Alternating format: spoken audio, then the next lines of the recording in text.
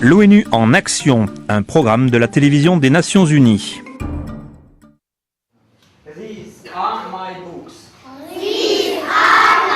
L'école numéro 41 à Douchambé au Tadjikistan est propre et bien éclairée, et elle offre des classes d'anglais et de programmation logicielle.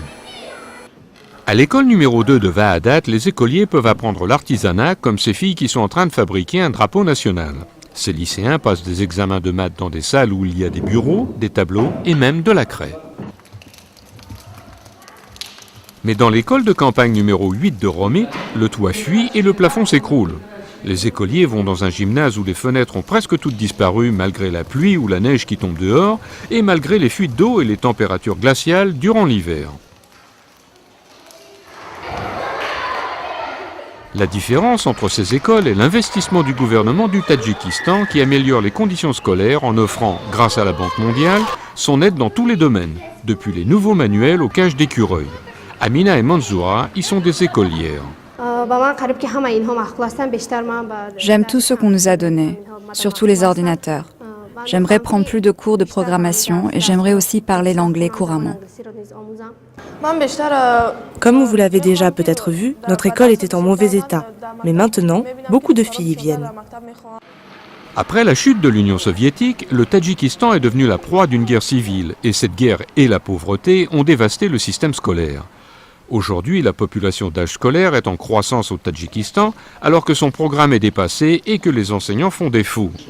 Certaines écoles sont tellement comblées que les professeurs ont des classes de 40 et même 50 écoliers. Et ces professeurs ne sont pas tous des enseignants qualifiés. De plus, l'absentéisme est un problème au Tadjikistan car les parents ont tendance à retirer leurs enfants dès l'école secondaire pour les faire travailler à la ferme, aider au travail ménager ou garder leurs frères et sœurs. Quand ils ont l'âge d'aller au lycée, 20% des écoliers abandonnent leurs études. Les experts avertissent que le système boiteux de l'éducation nationale pourrait retarder des générations entières.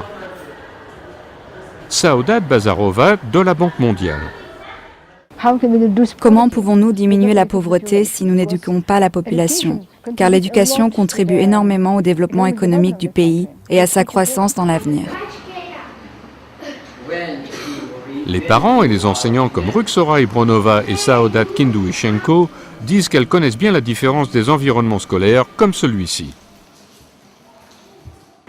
Mes sentiments en tant que mère, enseignante et administratrice font que je suis très heureuse que l'école ait été remise en état. Je suis très enthousiaste de venir travailler tous les jours. Nous sommes très fiers de ce que nous avons réussi à faire et nous sommes vraiment très contentes que nos enfants puissent venir dans une école aussi belle.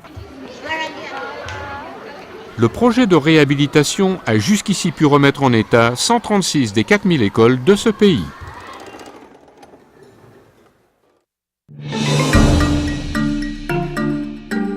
Ce reportage a été préparé par Alison Schaeffer pour les Nations Unies.